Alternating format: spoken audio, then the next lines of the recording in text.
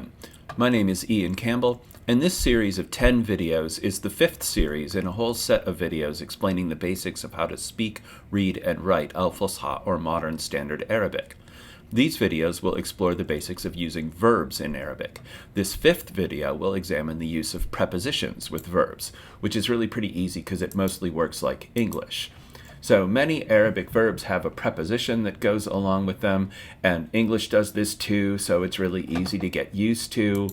One way in which standard Arabic is easier than English is that the verb nearly always goes with the same preposition instead of using multiple prepositions to give different meanings. So for example, think about the English verb turn, which literally means to change direction. But think about turn in, which could be to submit, it could be to go to bed, it could be to narc on someone. Turn out, it could mean to come to pass, it could mean to turn somebody into a prostitute. Great example, Ian. Turn on, turn off, turn over, turn up, turn down. They all have completely different meanings. Very few of them have anything to do with the root meaning of turn, and so it's really difficult for new English learners to sort that sort of thing out. Colloquial Arabic often does this, using the same verb with multiple prepositions, but standard Arabic doesn't. It uses different verbs instead. So learn the verb along with the preposition, and you can't go wrong. So when you learn the 3 forms of the verb in the way that I've given them to you, so dhahaba, past tense because you want to know the middle vowel, yadhhabu, present tense because you want to know the middle vowel, al-dhahab because you want to know the masdar or verbal noun or gerund, which will be the subject of the next video. And then it takes a preposition, ila. Ila means to or toward something, in the direction of something. So this literally means he went, he goes, the act of going to someplace, because you always go to someplace or sometimes from someplace. So this is how we say to go in Arabic. Learn all 3 forms plus the preposition if there is one, and you can't go wrong.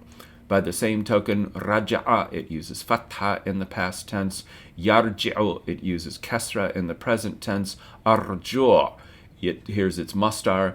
And then min is the preposition it uses. Min means from or sometimes among something. Sometimes it's used idiomatically, as you'll see in a later lesson in this series. So when you learn these verbs, a lot of verbs of motion do this, but there's a lot of other verbs that do it as well. Learn the preposition at the same time, and this will make it much, much easier for you to do. So when we use prepositions with verbs in a sentence, you have to include the preposition. You just can't say, well, you can sometimes say something like, huwa yadhhab, he's going. But you're nearly always going to say, huwa yadhhab ila makan, he's going to some place. And so you include the preposition when you use the verb, and this works just like English does, so you won't really have a problem with it at all. So let's look at a couple of example sentences.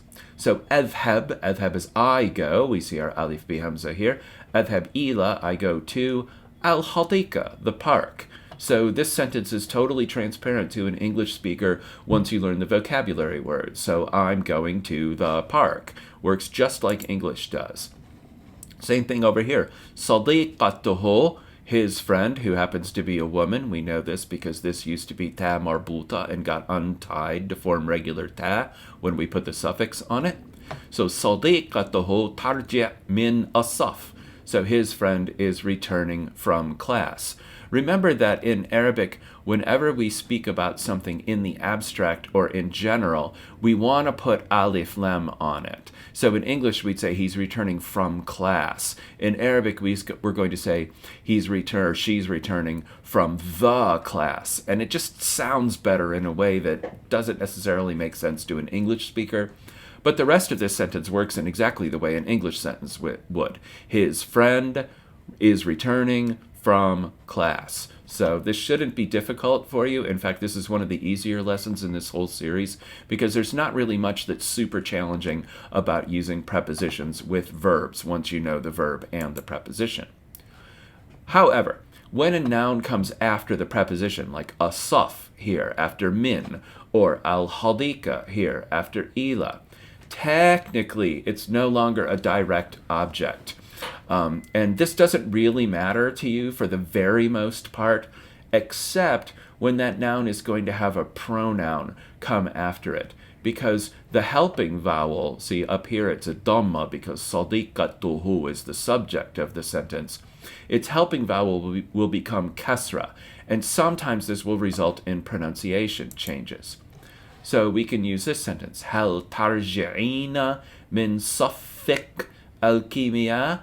So here is the yes-no question word, and then tarji'ina, we're talking to a woman because of the ina suffix. So are you returning from your chemistry class? And it's safik al-kimia. If you just said safik al-kimia, everyone would understand you, mi'a bil mi'a, 100%.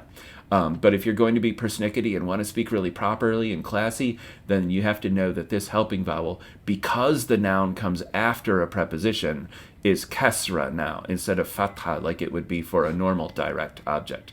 Really, this doesn't matter very much. So are you coming back or returning from your chemistry class? And then here we have hal yadhhab ila baytihi, and this is where it becomes a little bit problematic. Because bayt comes after the preposition, it takes kasra as its helping vowel. Technically, we say it's in the majrur case. You don't have to care about that. But there's this weird rule of prosody that I got into in one of the other video series, where you're not allowed to say ihu in standard Arabic. For who actually knows what reason? It has something to do with old poetry that predates the Quran. But what precisely, I don't think anybody's really sure, although a lot of people will make up reasons for it. The thing is, though, you're not allowed to say ihu. So, I mean, you can, it's just wrong. So, baytiho has to become baytihi instead. If it were their house, you'd say hal yadhhabuna ila baytihim instead of baytahum. Now, in everyday conversation, if you said, Hal yadhhab ila baytahu, absolutely everyone would understand exactly what you meant. And probably half of the people wouldn't really realize it was a mistake. They would just not pay attention to it. So I'm here for you to get the details as well. But this is by no means the most important part of learning to use verbs with prepositions. Just learn to use the verb with the preposition and you're going to do okay. And you'll kind of fill in this blank later as you go. It's a little hard to internalize because it's such a silly rule that you can't say ihu that it'll take you a while for the most part. But it's there, so just understand that that's what you do when you have a noun after a preposition. Because it's after the preposition, it takes kasra as its helping vowel, which sometimes changes the pronunciation of pronouns that follow it. This is kind of a trivial detail, frankly. When the noun after the preposition is indefinite, it doesn't take the tanween al-fath and the extra alif that we talked about in the last video. Again, because it's in a different case, a different function, basically, because it comes after a preposition instead of directly after a verb. This is kind of a meaningless distinction as far as basic communication goes, but again, I'm here for you, teaching you the details as well as the basics. So, technically, that indefinite noun will take tanween al-kasr, the double kasra that's pronounced in, but this is rarely written and almost never pronounced. So here's a couple of examples. So, yadhhab Mahmoud ila al-hadiqa. So it sounds indefinably classier if we say yadhhab Mahmoud instead of Mahmoud yadhhab. Either way, it means Mahmoud is going. But there's just something about putting the verb first that makes it sound better. So, yadhhab Mahmoud ila al-hadiqa. And here's its little helping vowel, kasra, and we never pronounce helping vowels on the last words in phrases or sentences. So, going Mahmoud to the park, that's pretty easy. Now here's Amira on the other hand, and she's a woman, so we say tadhhab, badal min yadhhab. So tadhhab Amira ila hadiqatin.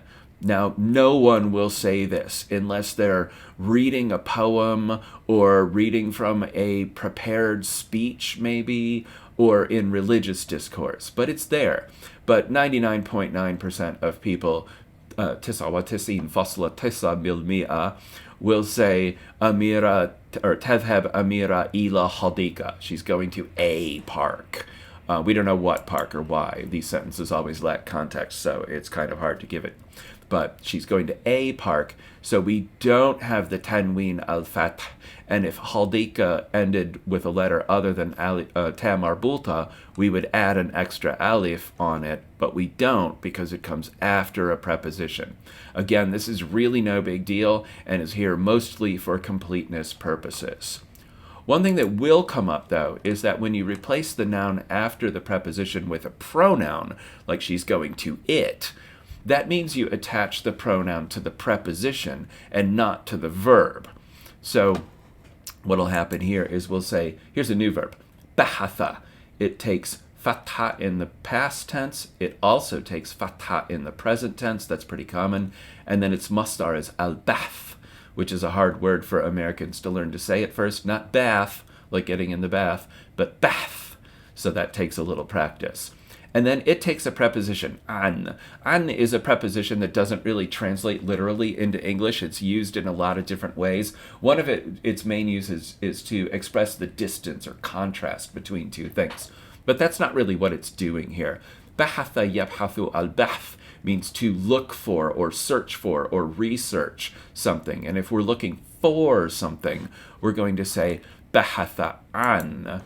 And it's just idiomatic. You just kind of have to learn it. And that's what stands in for when we say look for, but it doesn't stand in for in most other respects. So I can say abhath an zamilati. I'm looking for my classmate. So this sentence is pretty transparent to an English speaker. But if I'm looking for her, I'm not going to say abhath ha. I'm not going to attach the pronoun to the verb. Rather, I'm going to attach it to the preposition. Abhath anha is what I'm going to say. So the confusing part about this is that you, as a new Arabic learner, are not necessarily going to immediately understand that this is a preposition plus a pronoun put together. You can look at this and be like, oh, hey, wait, that's a present tense I verb. But this, you're like, wait, what the heck is this? What's an anha? And it's two things put together, which is something Arabic loves to do, is take 3 or 4 little words and put them together. And this drives new learners crazy because it's not really obvious to you at first. You might be still struggling a tiny bit with the alphabet and vocabulary words. And then you're like, what in the hell is an anha? And that might throw you for a loop. So learn verbs with their prepositions and learn to recognize the very common combination of pronoun or preposition plus pronoun. And you'll get used to this pretty quickly, but it did really throw me when I first started learning Arabic, and my students report that this really throws them a lot, that they can read this sentence, abhath an zamilati, perfectly clearly because it makes sense to an English speaker. Even though this one does make sense to an English speaker, I'm looking for her, because the pronoun and the preposition are attached to each other, it throws students off. So watch out for this. And if you come across some weird-looking, unfamiliar 3 or 4 letter word, ask yourself, wait, hang on, is that a pronoun at the end? Oh ho, and then you'll know what it is. So I'm in your corner. So this often results in spelling and pronunciation changes when you put a preposition and a pronoun together. I've talked about this before in one of the other series of videos, but it bears repeating. Don't sit down and make a chart of these and learn them. Just pick them up through experience. So here's a new verb. Hasala, it takes fatha in the past tense. Yahsolo, it takes dhamma in the present tense. Al-husul is the form of its masdar, and it uses the preposition ala. So, hasala ala means to get or acquire or obtain something. In English, we don't use a preposition with these verbs. I obtained a car. I acquired a magic ring and then started having weird dreams. I got good grades. We don't use a preposition in between the verb and what we would think of as its direct object in English. But in Arabic, we have to use this preposition, ala, with this verb, because we just do. There's no good reason for it. So you hasala ala something. This verb is easy to remember because you have to hustle if you want to get something in life. Thanks for the dad joke, Ian. So يحصل على بيت جديد, technically بيت جديد, because this word is indefinite and it comes after the preposition. جديد ought to get the same marking too, but it's the last word in the phrase, so it doesn't. So يحصل على بيت جديد. He's getting or acquiring or obtaining a new house. So now let's replace it with the pronoun rather, and we'll say يحصل عليه. So the ala with its alif maksura, alif in the disguise of a dotless letter ya, is going to turn into ya with a sukoon on it, alay, and because we can't say ihu, we have to say ihi instead. So yahsol alayhi, and that definitely takes some getting used to, especially spontaneously forming it. So that's going to take you a little while to pick up on doing it, producing it, but learn to read it by being like, oh, this is a pronoun here. Now what is this? That's the trick to doing it. So he's getting it. Presumably we know what it is already from context. And I should note that this doesn't mean he's getting it as in he understands it. That's a completely different verb. The English word get is also one of the most puzzling words for non-native speakers to learn, because it just basically means verb. You can't think of the regular verb. Just stick get in there. You'll do fine. So I can say أحصل على تقديرات. تقديرات are grades. Technically, it really means something like evaluations. Let me put the harikat in here. So it's تقديرات. It's from the verb for to be capable of something. So تقديرات are grades, the kind of grades you get at the end of the semester. So since it's indefinite and it comes after the preposition, technically we say تقديرات, although nobody actually does that.